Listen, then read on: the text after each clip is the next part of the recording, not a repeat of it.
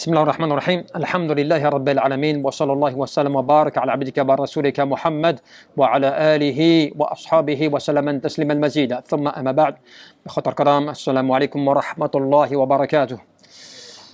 Inch'Allah, nous allons aborder aujourd'hui quelques paroles qui sont vraiment très importantes et que l'on tire d'Ibn al-Qayyim et qui nous permettent d'avoir une vision bien précise et tellement importante concernant ce que toi tu fais en hasanat et ce que toi tu fais en sayyat. Et à cause de quoi cela? Par rapport à ce qu'on doit comprendre. Vous savez, il nous est dit Asasu kull khair an ta'lam anna ma sha'a Allah kana wa ma lam yasha' lam yakun. Avant tout, il faut que tu saches que tout le bien, tout le khair, eh bien, c'est que tu saches que s'il y a quelque chose qui doit se passer, qui doit arriver, cela dépend de la volonté d'Allah subhanahu wa ta'ala. Et s'il y a quelque chose qui ne doit pas arriver, qui ne s'est pas passé, cela dépend aussi de la volonté d'Allah subhanahu wa ta'ala.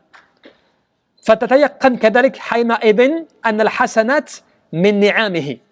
Et lorsque toi tu sais avec certitude que même les bonnes œuvres que tu réalises, eh bien cela dépend du bienfait d'Allah. Cela veut dire que quand toi tu fais des bonnes œuvres, eh bien c'est parce qu'Allah subhanahu wa ta'ala, il veut t'accorder des bonnes œuvres. فَتَشْكَرَهُ عَلَيْهَا وَتَضَرَّعْ إِلَيْهِ أَنْ لَا يَقْطَعَهَا يعني منك. Et cela, quand tu sais cela avec باليقين, avec certitude, eh bien tu sais ce que tu dois faire. Tu dois remercier Allah et tu dois donc l'implorer et l'adorer afin que tu espères qu'il ne va pas t'interrompre eh bien, les bonnes œuvres, qu'il ne va pas causer une interruption à ce qu'il t'a accordé comme bienfait. Parce que toi, quand tu fais des bonnes œuvres, toi tu crois que c'est toi qui maîtrises. Toi tu crois que c'est toi qui fais les bonnes œuvres, que toi tu es responsable de tes bonnes œuvres. C'est vrai, tu fais les bonnes œuvres. Mais le fait que tu aies eu la volonté de vouloir faire les bonnes œuvres, cela dépend du bienfait d'Allah subhanahu wa ta'ala qu'il a voulu t'accorder. Il ne t'a pas privé des bienfaits qui fait que tu as réussi à faire des bonnes œuvres. وكذلك وأن السيئات من خذلانه وعقوباته. Et le contraire aussi, il est très important. Lorsque tu commets des péchés, et c'est important de se rendre compte de cela parce que ce qui t'arrive, ce que tu fais des fois qui est mauvais ou qui t'arrive qui est mauvais, tout cela, c'est dû à, on va dire, une punition d'Allah subhanahu wa ta'ala. Allah, il te renvoie, tu vois, le revers de la médaille. C'est-à-dire que tu commets des péchés, ces péchés sont dus à toi, par rapport à ta façon d'être, qui amène à ce que Allah Azza wa Jal, il t'a laissé faire des péchés. Parce que même les péchés que tu commets, c'est dû au fait que Allah t'a laissé faire ces péchés. Que s'il le voulait, il t'aurait privé de faire des péchés. Il t'aurait empêché de faire des péchés. Il se serait interposé au fait que tu réalises des péchés, tu vois. Mais subhanallah, quand tu comprends déjà cela, tu as compris une règle, une qaïda qui est vraiment extrêmement importante. Cela veut dire que le bien que je fais, quand moi je suis bien et que je fais du khair, ça dépend d'Allah Azza wa Jal. Et c'est que Allah subhanahu wa ta'ala, il m'a accordé ses bienfaits. Il a voulu, Allah, faire quelqu'un de bien de moi. Et il a voulu m'accorder que je fasse des bonnes œuvres. Parce que sans lui, j'aurais pas pu les faire. فَتَبْتَهَلْ كَذَلْكَ إِلَيْهِ أَنْ يَحُلَ بَيْنَكَ وَبَيْنَهَا. Et qu'est-ce que tu dois faire? Tu dois implorer, tu dois supplier, tu dois espérer que Allah Azza wa Jal, il vienne s'interposer entre toi et les péchés. Qu'est-ce que cela veut dire? Que Allah Azza wa Jal, il va se positionner de sorte que toi, tu ne vas pas tomber dans le péché. Tu as plein d'exemples, ça serait trop long de vous les citer. Yusuf alayhi salam, lorsqu'il s'est retrouvé tout seul, c'est Allah Jalla fi'ula qui s'est interposé pour pas qu'il tombe dans le péché. Tu vois, par exemple.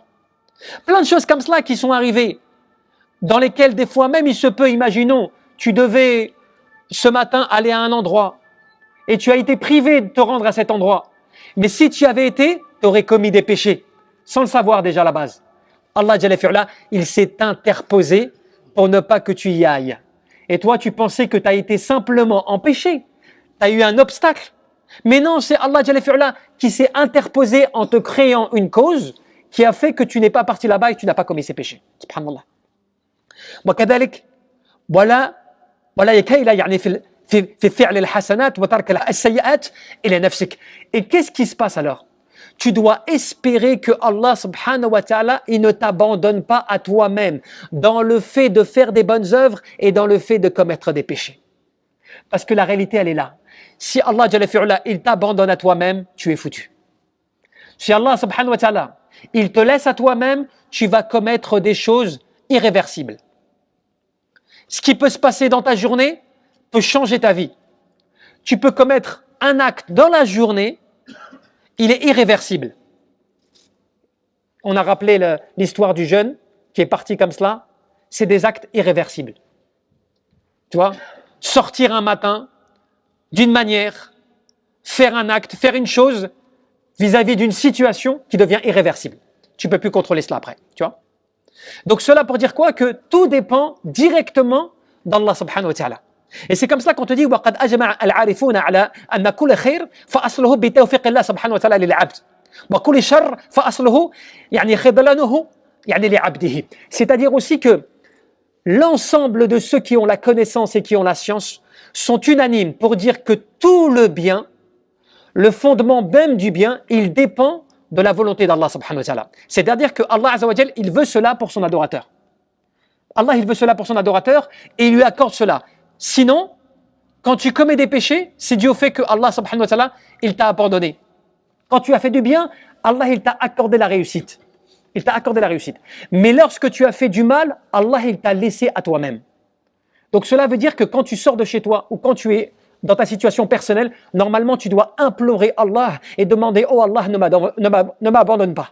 Oh Allah, guide-moi dans ce que je fais. Oh Allah, guide-moi dans ma journée. Oh Allah, oriente-moi dans mes paroles, dans mon comportement. Oh Allah. » En fait, tu implores Allah non-stop tant que tu es conscient que tu as la raison. Parce que tu ne sais pas quand tu vas sortir de chez toi quel acte que tu vas réaliser qui peut être irréversible. Tu ne sais pas quand tu vas te comporter avec des gens d'une manière, tu ne sais pas ce qui peut se passer par la suite. Tu vois, et ainsi de suite, et ainsi de suite.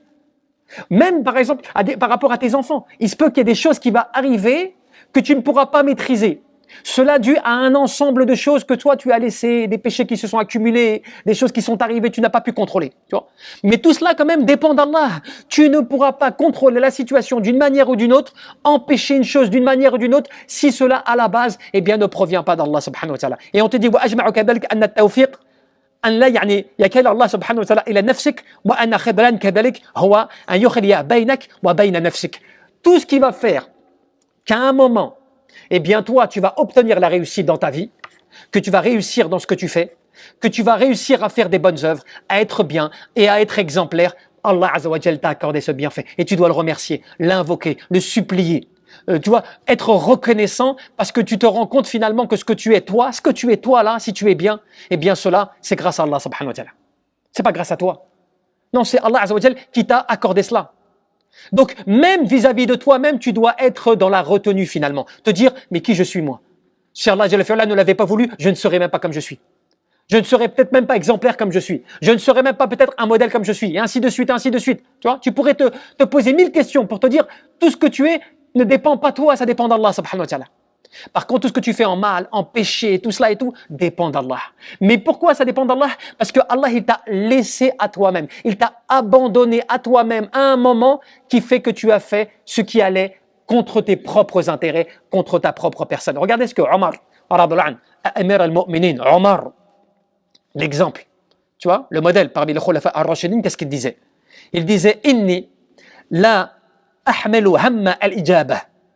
Il dit, en réalité, mon souci, mon inquiétude n'est pas que mon invocation soit exaucée. Écoutez bien la réflexion et voyez bien comment ces personnes-là avaient compris les choses en profondeur, pas en surface. Il dit, le plus important pour moi n'est pas que Allah va m'exaucer l'invocation. Il dit, walakin hammad du'a.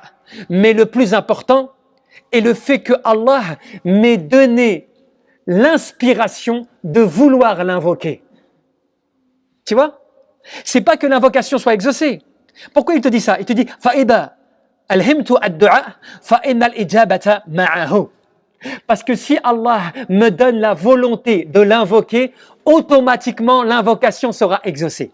Allahu Akbar. Tu vois la profondeur de la chose. Ce n'est pas, en réalité, ça dépend pas le fait simplement, tu vois, j'invoque Allah, ce n'est pas comme cela. Ce n'est pas suffisant cela. C'est pas que tu crois que tu as invoqué, cela suffit. Non, c'est de t'inquiéter de ta situation. De t'inquiéter que Allah ne te donne pas la volonté de faire, la volonté de l'implorer, la volonté de lire le Coran, la volonté de t'engager à faire du bien, la volonté de dépenser ton argent. Tout ce qui peut être un intérêt pour toi dans ce bas monde et dans l'au-delà dépend de la volonté d'Allah et tu dois craindre que Allah ne te donne pas cette volonté de faire. C'est toute la différence en fait. C'est là que tu te rends compte que là tu es en train de percer l'une des choses extraordinaires et on va terminer sur une chose importante. Quand il disait par rapport à cela, il disait aussi que finalement, eh bien, c'est une question de clé. Il te disait فإذا كان كل خير فأصله التوفيق وهو بيد الله لا بيد يعني العبد. Il dit tout le bien, il dépend de la réussite qu'Allah il peut t'accorder, d'accord? On est bien d'accord. Mais il te dit cela tout entier appartient à Allah. Il n'y a rien qui n'appartient à l'adorateur. Il n'y a rien qui t'appartient à toi. Il n'y a rien que tu maîtrises sur ce sujet. Ne crois pas que tu maîtrises. Ne crois pas que tu es celui qui est le plus fort. Celui qui a la main dessus, tu vois, qui sait ce qu'il fait. Non, ce que tu fais, ce que tu dis, ce que tu es, dépend d'Allah. Et il te dit, فَمِفْتَحُهُ الدُّعَاء وَالْإِفْتِقَارِ. Et elle dit, par contre, la clé à cela, c'est quoi alors? C'est quoi la clé? Donne-moi le moyen me permettant d'accéder à cela. Il te dit, eh ben la clé, c'est les invocations et c'est le fait de reconnaître ton état, eh bien, de pauvreté vis-à-vis d'Allah. C'est là que tu te rends compte que tu n'es, entre guillemets, rien par rapport à ta propre personne. Que tu dépends, que tu es tout entier, tu es Allah subhanahu wa ta'ala. Et que il faut que tu l'invoques et que tu montres ton état de pauvreté et de dépendance pour que Allah azza wa jalla ait pitié de toi et qu'il t'accorde sa miséricorde. Et que tu dis, voilà. Parce qu'en fait, quand tu vas commencer à te soumettre à lui, à te prosterner pour lui, à l'implorer, à lui montrer que tu as besoin de lui, à adorer Allah Azza wa Jal, eh ben, Allah Jalla fi'ala, il pourra te donner cette clé. Cette clé qui va te permettre. Cette clé-là, c'est la clé qui va te permettre de pouvoir ouvrir la porte. Donc quand Allah il le veut, eh bien il t'accorde cela parce qu'il voit de toi que tu la mérites. Par ton comportement, par ta manière d'être, par ta manière de penser, par ton inquiétude, par la crainte de vouloir le rencontrer, par le fait de t'inquiéter de tes propres actions, tout cela, eh bien Allah Jalla fi'ala, il le voit, il le sait de toi et il t'accorde cette clé. Et bien sûr, après il y a le contraire, il peut aussi t'égarer de cela.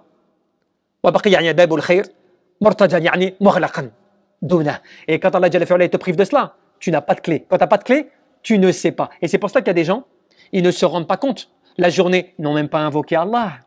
Ils n'ont pas prié.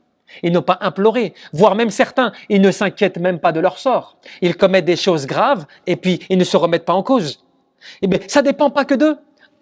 Il faut s'inquiéter que Allah subhanahu wa ta'ala ne lui a pas accordé le souci de s'interroger. Là, tu comprends maintenant que quand tu veux faire, ça ne dépend pas de toi maintenant. Il faut que tu agisses en conséquence, que tu implores, tu profites de ces journées pour pouvoir multiplier tes adorations, multiplier tes invocations, implorer Allah subhanahu wa ta'ala, parce que tu espères que Allah azza wa jal, il te mette parmi les gens qu'il protège et à qui il donne la volonté de se rappeler, eh bien, de l'invoquer. Quand tu oublies Allah, c'est à cause de, parce qu'Allah il t'a fait oublier cela, tu vois, et ainsi de suite, ainsi de suite. D'où l'importance, d'Allah, de se rappeler cette règle fondamentale, tu vois, ce fondement dans l'adoration et dans la dévotion à Allah subhanahu wa ta'ala. Wallahu a'lam, wa tabaraka wa ta'ala, an yarzuqana al-ikhlas fil qulub wal amal wa niyya.